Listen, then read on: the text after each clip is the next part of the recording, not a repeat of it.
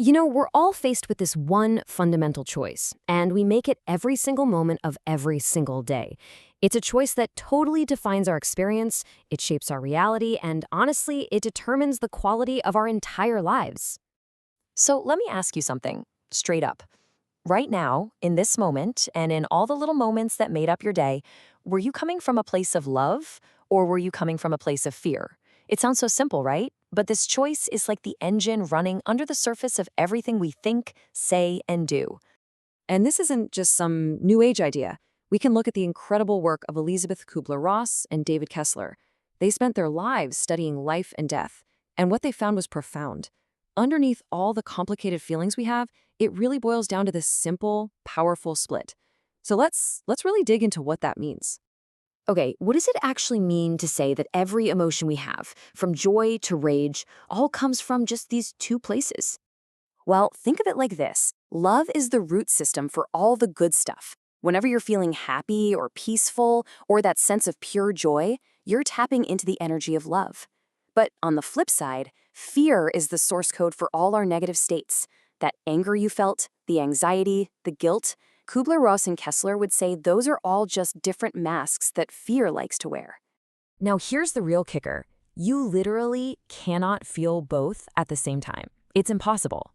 You can't be in a state of authentic love and a state of fear in the exact same instant.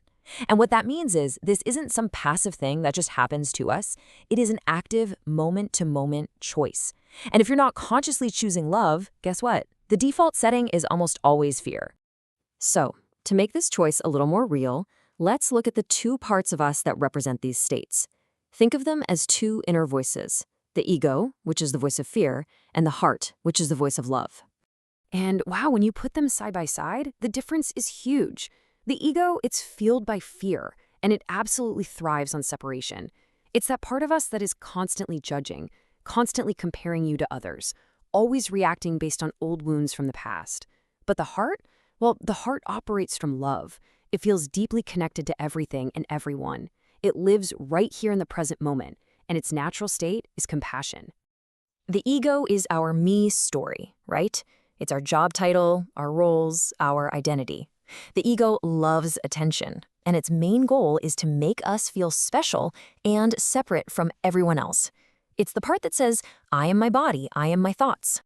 The heart, though, that's your deeper essence. It's your gut feeling, your intuition, your soul.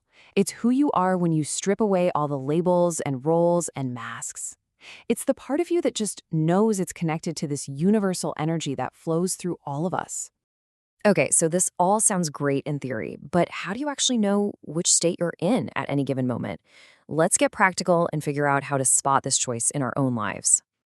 I love this question from the writer Sylvia N. because it just cuts right to the heart of it. Think about the last time you said no to something. Did you say no as an act of self-love, to protect your peace and honor your boundaries? Or did you say no because you were afraid? Afraid of failing, afraid of what someone might think? See, the exact same action can come from two completely different worlds. And here are some major red flags, like a checklist for when your ego is running the show. When we're coming from fear, we take everything personally. We get defensive, we get judgmental, we get jealous. We're so easily offended. We're constantly looking for validation from other people to feel okay. Does any of that sound a little too familiar? It does for me sometimes. And look, this choice isn't just some feel-good, abstract idea. It has real, tangible, measurable effects, not just on our bodies, but on the whole world around us. Let's geek out on the science for a second. When you're in a state of fear, your body goes into fight or flight mode. It gets flooded with stress hormones like cortisol and adrenaline. Your focus actually narrows and your immune system gets suppressed. But when you operate from a place of love, your body shifts into rest and digest mode. It releases all those feel-good chemicals like oxytocin and endorphins. Your thinking literally expands and your immunity gets a boost. So yeah, this choice has a direct biological impact. And what about the impact out there, in the real world? Check out this incredible story. An elderly man in a wheelchair starts sliding down one of those moving walkways, picking up speed. A moment of potential disaster. But these three young guys at the bottom, they didn't freeze up in fear. They just acted from a place of pure, instant, compassionate connection. But wait, the story gets even better. When someone shared what happened on a local social media group, a group that was usually full of fear-based, divisive posts, it completely changed the vibe. That single post about one act of kindness shifted the entire community conversation from fear and anger to one of appreciation and connection. That is the ripple effect in action. One choice, one act of love can literally change the story for everyone. All right, so if this choice is that powerful, how do we get better at making it? The secret is to stop seeing it as a destination you have to reach and start seeing it as a simple practice. As Kubler-Ross and Kessler point out, this is something we have to do over and over again. It's just like eating, right? You don't eat one big meal and then you're done for life. You get hungry again. Well, our fears will always resurface, and we have to choose to nourish our souls with love day after day. So here is a super simple 3-step tool you can use literally anywhere, anytime. First, when you feel that trigger, that rush of anger or fear, just pause. That's it. Just take one single deep breath before you react. Second, ask yourself this amazing question.